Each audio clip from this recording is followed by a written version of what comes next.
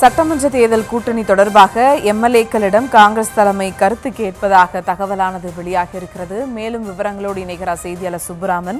வணக்கம் சுப்புராமன், விவரங்கள்.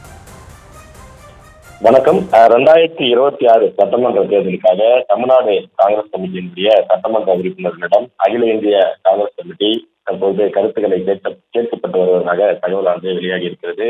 குறிப்பாக ஒவ்வொரு சட்டமன்ற தேர்தலுக்கும் அதற்கு முன்பாக தேர்ந்தெடுக்கப்பட்ட சட்டமன்ற உறுப்பினர்களிடம் கள நிலவரம், தேர்தல் கூட்டணி, வெற்றி வாய்ப்பு, நமக்கான தொகுதிகளில் நிலவரம் எப்படி இருக்கிறது என்பது குறித்து அகில இந்திய தேசிய தலைமையானது கருத்து கேட்கப்படுவது வழக்கமான ஒரு நடவடிக்கை தான் என்றும் சொல்லப்படுகிறது. ஆனால் இந்த சட்டமன்ற தேர்தலை பொறுத்தவரை திமுகவுடன் கூட்டணியில் இருக்கிறது காங்கிரஸ்.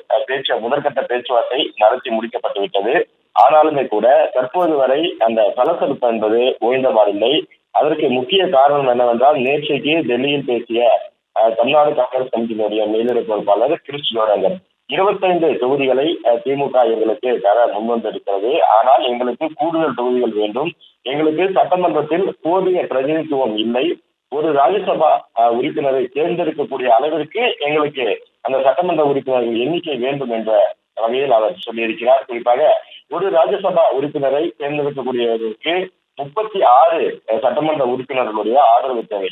அந்த வகையில் காங்கிரஸ் கட்சி தொடர்ந்து அந்த 36 எண்ணிக்கையை தொடர்ந்து கேட்கப்பட்டு வருவதாகவும், எங்களுக்கு கூடுதல் தொகுதிகள் வேண்டும் என்பதில் காங்கிரஸ் கட்சி உறுதியாக இருப்பதாகவும் சொல்லப்படுகிறது. தற்போது தமிழ்நாடு சட்டமன்ற காங்கிரஸ் உறுப்பினர்களிடம் அந்த கருத்துக்கள் கேட்கப்பட்டு வருகிறது.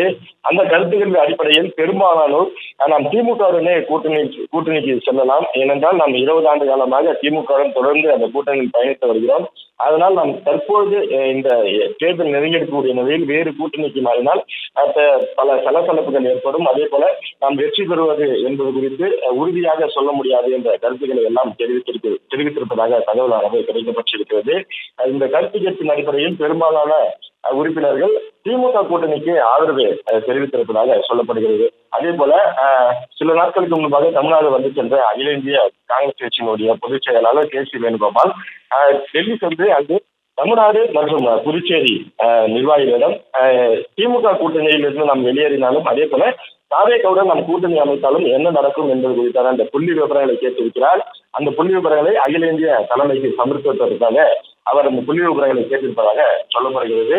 தற்போது இந்த கருத்து கேட்பின் அடிப்படையில் பெரும்பாலான உறுப்பினர்கள் திமுக கூட்டணிக்கு ஆதரவு தெரிவித்திருப்பதாக சொல்லப்படுகிறது. விவரங்களுக்கு நன்றி சுப்ராமன்.